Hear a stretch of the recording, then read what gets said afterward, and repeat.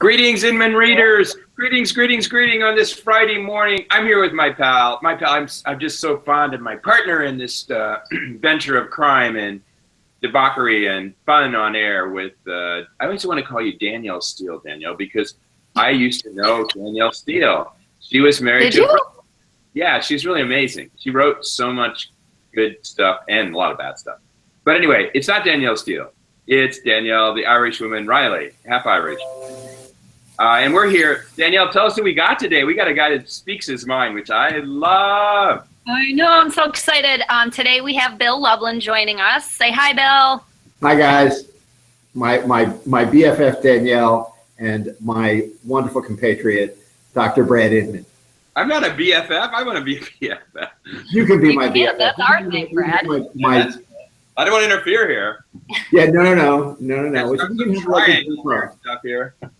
And just one quick thing before we get started, I want to give a shout out to Marguerite for coming on last week, but B, sending me this awesome T-shirt in the mail today that I'm wearing. The future is female. Woo. Thank you, Marguerite. I really appreciate it. It was like the most awesome gift ever.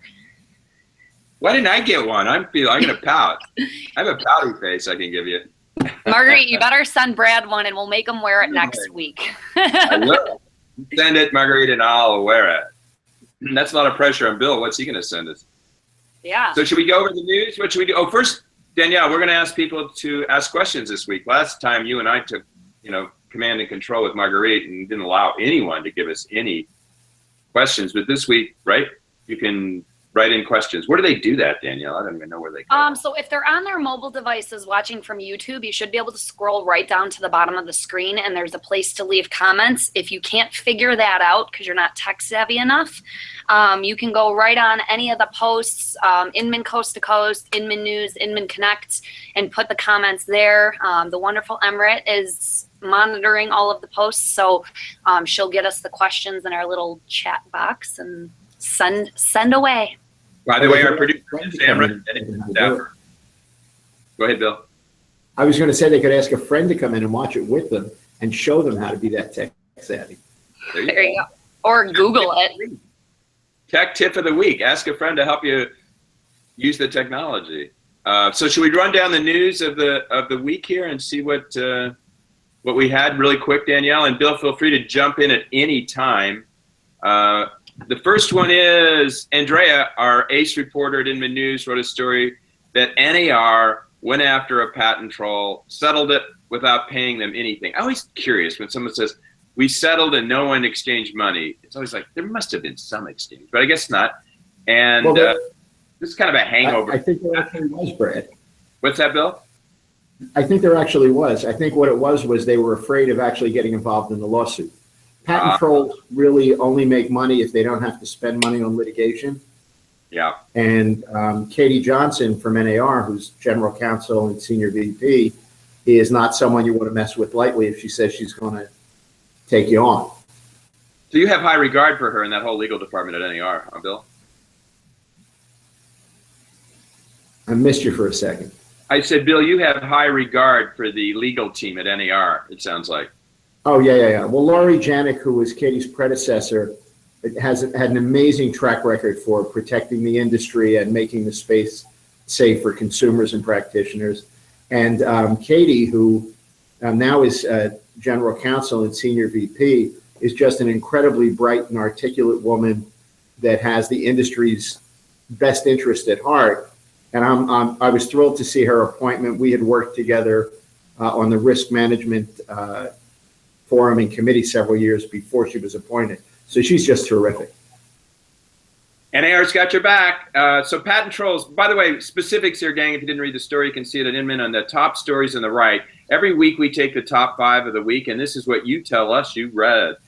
And it's the most popular story. There's probably 100 stories in there, and these are the top 5. And that's how Danielle and I pick them. We just don't pick our favorites. And so this one specifically was, you use email to alert buyers and sellers of listings, and the troll came after and said, we own that patent, you can't do it. But that's settled, no fear, NAR covered it.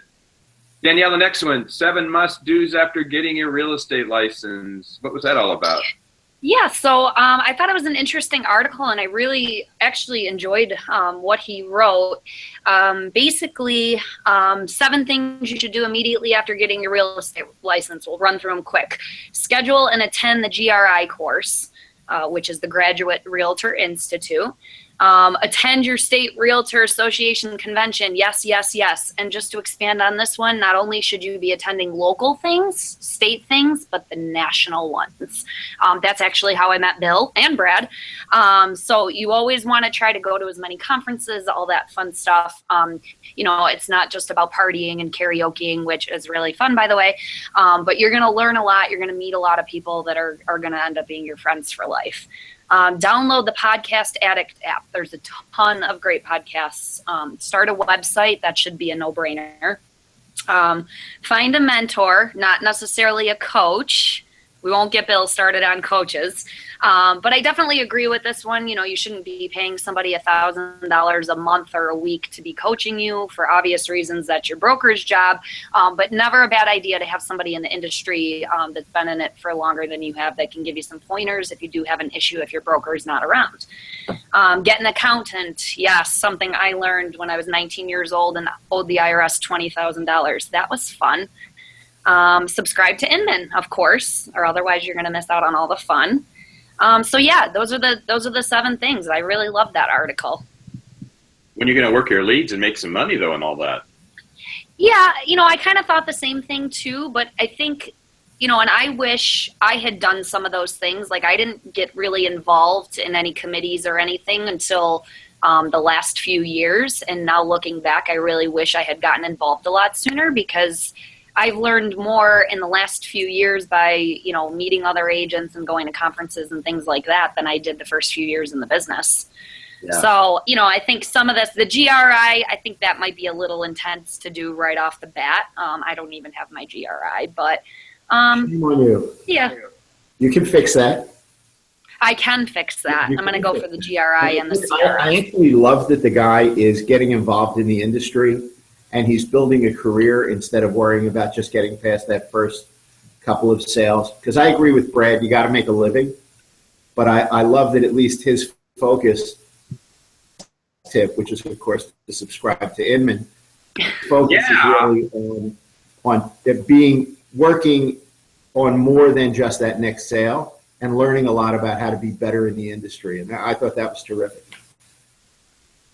That's good. Now we got one that's controversial. We're being all polite here. I got to get out last week I had my horn. This week I have my blower. So if we don't get rowdy, it's not working. That's good. Good, we're safe. Yeah. What do we got, Danielle? We got one that you got all stirred up about and Bill's all ready to dive. What's that one? Yeah. So Ratify, which is a high-tech discount brokerage, they've basically grown 3,000% since they started. And basically what they're doing is they're getting listings and they're charging a flat fee of $2,500 for the listing, and then they're suggesting to the owner that they should, offer 2.5% or 3% commission to the selling agent. I was reading this and I'm just kind of like shaking my head because I charge $2,500 for a listing if it's under $30,000. So to me, I got to throw a red flag on the play. It's really not about what they're charging; it's about the manner in which they're charging. The fact that they're charging a flat fee for listing or marketing, and then soliciting a more normal or larger percentage commission on the sale end, is a model that Help You Sell did, 30, 40 years ago. And what people found was that in a good market, when there's a lot of activity and listings are short, that works better. And when the market slows down or becomes balanced, it's really hard for that to scale. Now, I understand they're doing a little bit differently with some salary people and with their compensation model.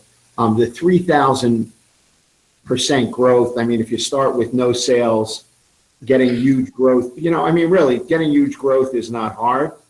It's not my favorite type of model because I don't believe that the flat fee model scales well for a high quality listing agent, and the listing agents are the ones that last in the business. So Yeah. I think we're going to have to wait until there's a contraction in the market to see whether these guys really have any legs. Because right now, most areas have short inventory. That makes a rising tide that floats all boats, and is probably floating their boat to some degree as well. Let me ask you Not to too. be a curmudgeon, but I always wonder, You know what why bothers does the me industry the get all? most about this? Their Yeah. big giant team. Like, okay, so they have like an assembly line of people. So the client sits down or gets a phone call from the first person, and then they sit down with the second person, and then they go look at houses with the third person, and then they write the offer with the fourth person, and it's just this big giant team. And to me, that's terrible. I mean, that's terrible for the consumer because they have no consistency. There's no trust. There's no, feeling like one person has your back. I mean, that's, to me, I always get nervous if I can't go, if I can't cover a showing and I have to send my buyer out, even out with my own father. I hate doing it. It's not that I don't trust him, but I've built that relationship. Well, I've built that trust with the client. Yeah, he's my dad. I mean, he taught me everything I know about real estate, but You it's didn't just. fire him this week, did you? No, I didn't fire him. No. To protect your dad. so here I Let me think is that Let me ask you both the question real quick.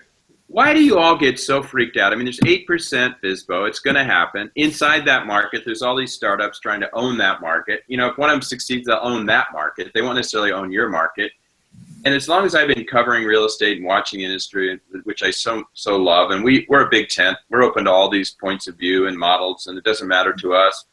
It just doesn't seem like 3,000%. I don't know if it's from 10 to 30 or how many transactions that amounts to, but some people are just going to go this route, and most people aren't, as we hear over and over again. But the industry is so stirred up, and when they get stirred up, I go, "What do they have to fear that they get so stirred up?"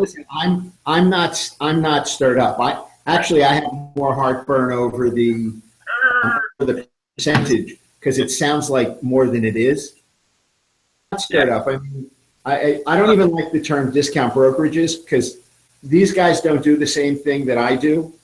And we've had these models in the business before. They've come and they've gone, and now they come and they go with. Now they come with an iPad or a tablet or a Surface. It really doesn't matter. I'm really comfortable with my value proposition. My agents are really comfortable with their value proposition.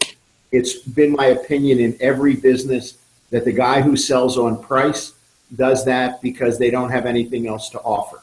Whether whether that's the way they recruit agents or the rest. So I agree with you. I don't think we should get stirred up at all. I mean, a flat fee, Foxton's your home direct, help you sell, assist to sell. I mean, these guys are younger, doing the same thing in a different way. I think it's a difference without distinction, personally. But I get more stirred up looking at Danielle's beautiful green earrings than I do. Aren't they fancy? Yeah, those are nice. I actually bought these. I bought these in San Francisco when I was there for Inman Connect. Very One lovely. thing I like about you two, I see over Bill's head 30 years of success, and over Danielle, Better Homes and Gardens. You have a lot of pride. You have pride in the industry. You have pride in your brands. You have pride in your history. And that's what I love about you two. And so many other people in this industry that are so fantastic, that are out. Bill, you got a reputation. You really work hard to protect the industry kind of from itself. And maybe Danielle should just skip over real quickly to some of those issues that get you all, you look all mellow now, but we can get you ready to think, I think. Yeah, let's get him going. Which one? Yeah, because I think everybody doesn't really care about hearing about market leader buys diverse solutions from Zillow, blah, blah, blah. Read the article. It's good. But yeah, I want to. They buy stuff for a lot of money, sell it for less, and their stock goes up. God bless them. Yeah. There you go. That's the article in a nutshell right there. So Leslie Ebersol actually commented on my post when I announced that we were going to have Bill on the show this week, saying, obviously he's a tough guy to get to come out of his shell, but gave me some good ideas of two things that kind of piqued my curiosity. Bill, what are your thoughts on teams? I'll tell you how I feel about teams. I know that the licensing authorities around the country are distressed by them because they're not well defined. So you and your dad could be a team. You and I might partner up and be a team at work, or it might be somebody who has 2 admins, or it could be somebody who has 12, 14 people and are running an office. And then there was a business model where I, in my state, would create and I'm making air quotes. I'm so glad we're on video because air quotes don't translate. And I would have a team in another state or location. And that was really pumped up for a while, and it didn't work. Like, I think anything you do that increases your volume is a wonderful thing. I think the problem with teams is that they're dangerous to brokerages because they put an awful lot of dollars in one pot. And I think that they are, that they can inhibit really great entrepreneurs and stop them from going out and opening that great business that they would have opened and operated, where they would have an equity position 20 years later that they won't have with their team. Because the only teams I've ever heard of being sold were sold from child, and that's sort of I don't understand that. I'm not sure that I understand how you sell a team, because there's not the assets that you have with a company. So you're saying, Bill, these teams are de facto brokerages, but they're not set up properly, so you're not creating any asset value. You can sell your brokerage at a multiple of right. 5-year EBITDA. You build that up, and it's a family asset. Danielle will own all of New York someday, and she'll sell it for a fortune to Realogy. And exactly. a team is this kind of nebulous. It's like, it's funny. We used to call our employees, now we call them team members. And some of it's just jargon, but in real estate, it's like, it's just a phenomenon. I guess the government's saying, if you're going to tell someone you're represented by a team, you better be clear what the heck it is, right? When a realtor says, I got my whole team behind me, well, who is that? What are they doing? And when does that become, Danielle? Well, who's responsible? Off to 4 agents in the team, as opposed to working just with Danielle or just with Bill. Right, and the question there of the thing that regulatory agencies are having heartburn about is regulatory agencies want consumers to know where to go if they have a problem, if somebody's a bad actor or they've been incompetent or whatever. And in this instance, the broker's taking the liability, but the team leader is actually directing the team members. And if something bad happens and the team leader says, oh, I'm not responsible, you're the broker, but the team leader is the one who gave them the direction to do whatever it was that ended up putting everybody in the soup, that's sort of a problem. So for me, I think if teams are good for your business, that's great. We've not had a lot of agents in our company that want to do that, but we provide a career path for them to have ownership if they wanted to grow in that manner. Bill, one of your strong points of view. Go out and open up. One of your strong points of view, Bill, is just teams as an example, coaches an example. I guess what I hear you saying over and over, brokers aren't doing their job. So guess what? Realtors, they're independent contractors. They're not employees. They're going to go out and do whatever they can to be successful. And if brokers aren't giving it to them, and we know realtors, they're entrepreneurs. They will go do what they need to do. And if it means forming a team, if it means getting a coach, if the broker fails, these are all kind of systemic to brokerage failure. Am I wrong or right? Isn't that one of your arguments? No, I think you're 100% right. And now I'm really going to get into trouble, because I'm going to tell you that I believe that certain business models actually encourage the disintermediation of the broker. Because if I'm a business model where I make my money not from the success or failure of my agent, from agent getting a fee, and as long as the guy pays me, I don't really care if they sell 100 houses, if they sell 2 houses. That's really not my business. I'm in the business of renting them some shared workspace, sort of. And companies where it's the agent, the size of the agent population that drives the profit rather than the success of the agent population, I think sort of encourage the broker. Look, I had a broker from a specific desk rental business model. We'll call it that for a moment. say to me once when I said, I think you're going to have a professional standards issue. He said, hey, that's not my problem. I'm a blank brand broker. My agents do whatever they want. And I said, neither the local association nor the state regulatory authority see it the way you do. They see you're responsible for that guy, whether you're engaged in their business or not. So I love making people in our company, I love helping them be as successful as they want to be. That really gets me going. And I love that I love the WeWork example. You said you're just renting space to whoever wants to come in. Yeah. I mean, if my business model is you pay me $1,000 a month, you're worth 12 grand to me. If I get 10 of you, you're worth 120 a year, and if I get 100, you get the idea. But I'm not tied to your production. So if you run into a problem and you're about to lose a deal, I could feel really bad for you because I like you and I'm a nice guy, but it's really not impacting my business. I live and die with every deal my agents have a problem with because I'm committed to their success, and we're team members, we're partners. I think no differently than Danielle's business. Gotcha. What do you think, Danielle? Yeah, obviously I left my old brokerage and took my whole team with me. And now that I'm the broker owner, I'm kind of stepping back and realizing, okay, I need to transition out of this position of team leader and transition into broker owner, and where I need to be focusing on things other than my team. So I'm all for teams, but I do agree with Bill in the aspect, it's like, kind of where do you draw that line? We have a team here in Rochester. I think there's like 40 people on it.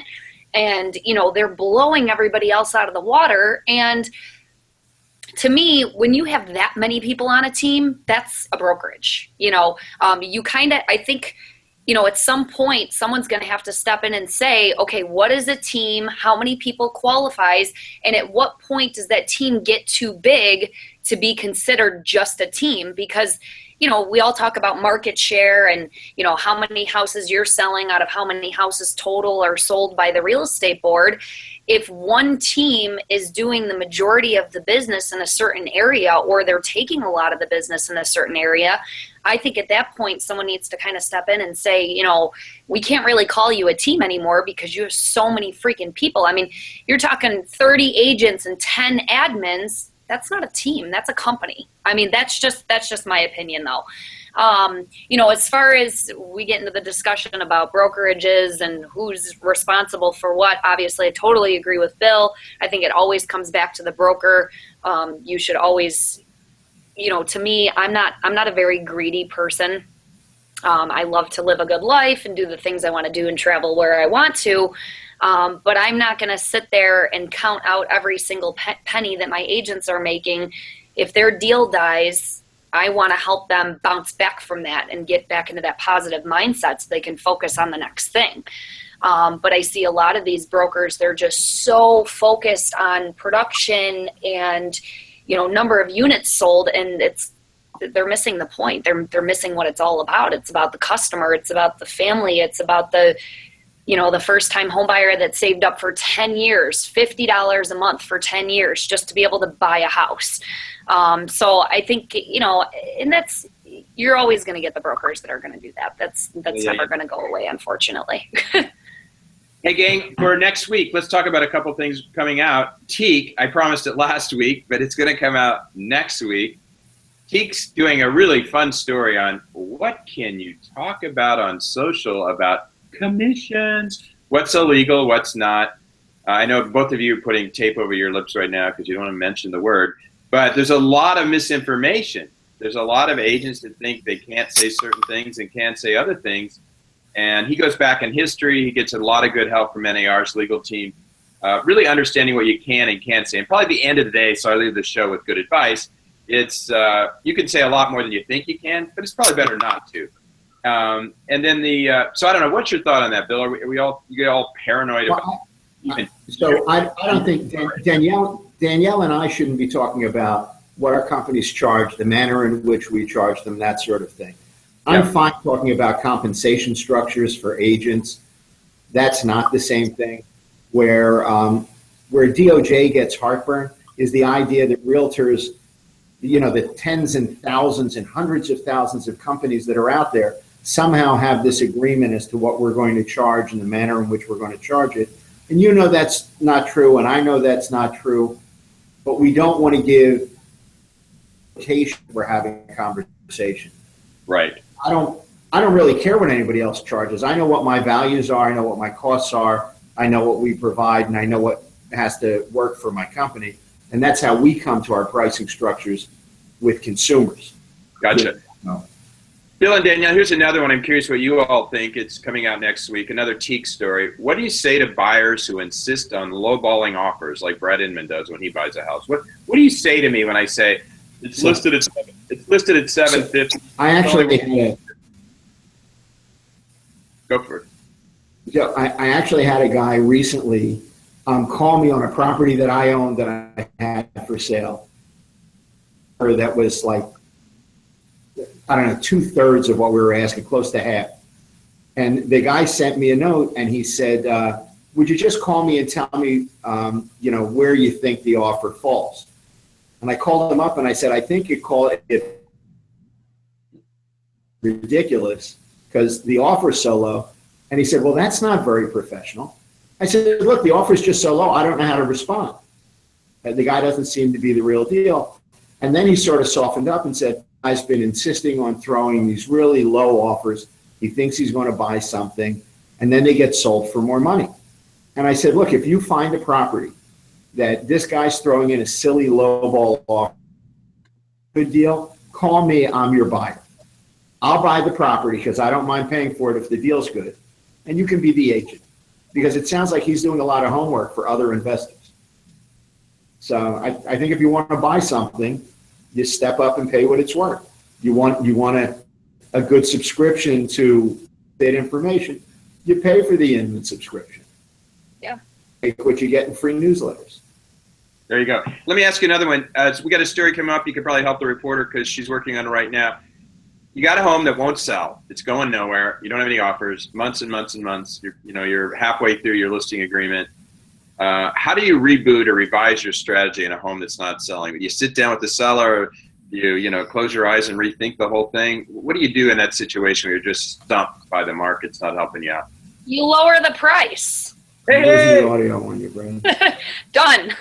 Lower the price. I mean, that's something that my dad taught me early on in the business.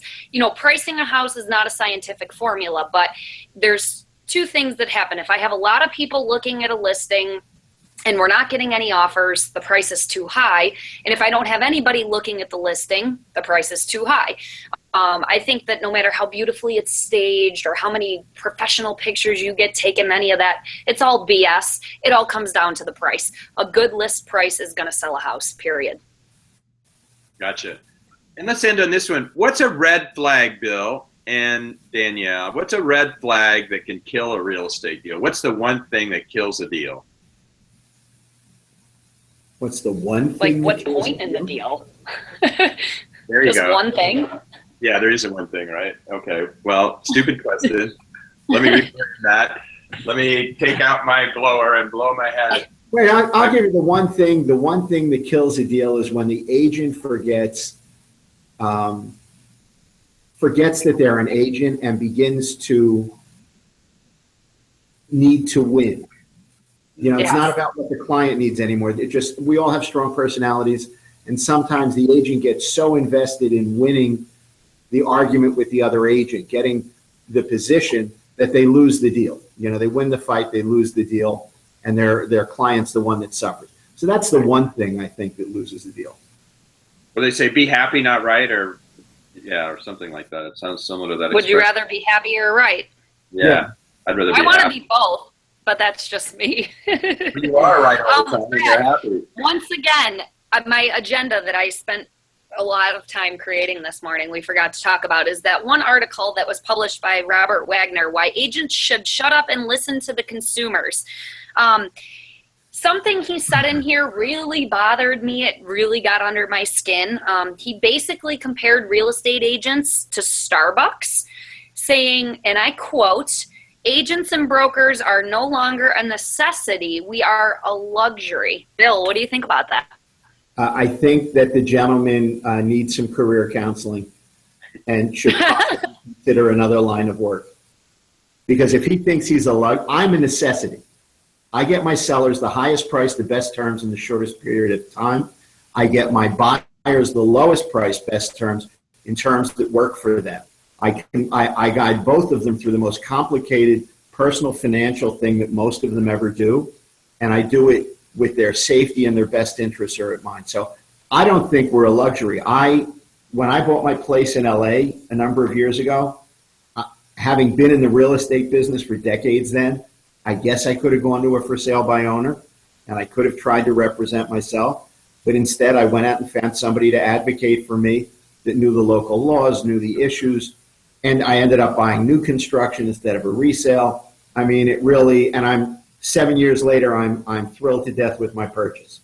So I think we're an absolute necessity, and I think that with all due respect to the young gentleman who wrote the article, sometimes you need to get a clue before you get an opinion, you know, and I really think he just doesn't, I don't think, I saw was he lacks confidence in what he brings to the table for his clients. And therefore, he believes everybody has that same issue. And the issue of, which I thought was interesting, was the guy who owned Starbucks during the economic hard times went out to Starbucks to listen to his clients, which makes sense for him because he owns this large retail operation and he works in an office and he's not in there with the baristas every day. But Danielle and I and every other engaged brokerage owner in the United States is in the trenches with their agents every day. And we are listening to our buyers and sellers. We listen to them congratulate us. We listen to them complain about us. We listen to them be scared. We listen to them be happy. But we're constantly listening to them. So like Danielle, I think that she and I, and perhaps you, Brad, and this young man should sit down at one of the Connects, have an adult beverage, and explain to him how terribly off track he's gotten. We're going to have a barista, we're going to have him, and we're going to have you on stage in one of our Provoke segments in New York, Bill. Hey, you know, Danielle, we're running out of time, but one of our favorite readers kind of wraps it all up for us here. Oh, by the way, I always say, when people ask me to use an agent, I said, beware and be represented. But Michael Meyer, who I really like, he just left us a little note here. Don't focus on what you cannot control. Brokerage models will come and go. So will tech. Focus on your value proposition. Focus on what you can control. I thought that was a good quote. Absolutely. Michael? Absolutely. I love Michael. Hi, Michael. I know you're watching right now. I actually met him last week at NAR Tech Edge, which was my first time meeting him, and it was me and him. It was funny. They put us on the panels, and they're asking us, you know, what's your favorite app, and they're asking us all these questions, and we literally had the same answer for everything. So I was really glad I got to meet him. But yeah, I love that, Michael. Totally focus on your value proposition. I mean, you know, it comes down to, are you concerned about, and it goes back to that discount brokerage again, you know, where you're going to tell somebody you're only worth a certain amount of money. You're either about the money or you're about your value. It can't be both. It has to be one or the other. And if you're focusing on what value you bring to the table, whether it's for an agent that you're trying to recruit or for a customer that you're trying to get to use you, if you're focusing on what you're giving them and not focusing on the dollars, it's going to go a lot better for you. By the way, let me wrap it up with this, Danielle and Bill. Thank you, Bill, first of all, for being on the show. You're fabulous. You're a gift to the industry, and it's people like you that keep this thing going well. I want to tell you a story about Danielle. So you've heard about the elevator pitch, right, Bill, where you're on an elevator with someone, you make the pitch in the elevator going from the 12th to the first floor? Well, this is the first time I ever had the escalator pitch.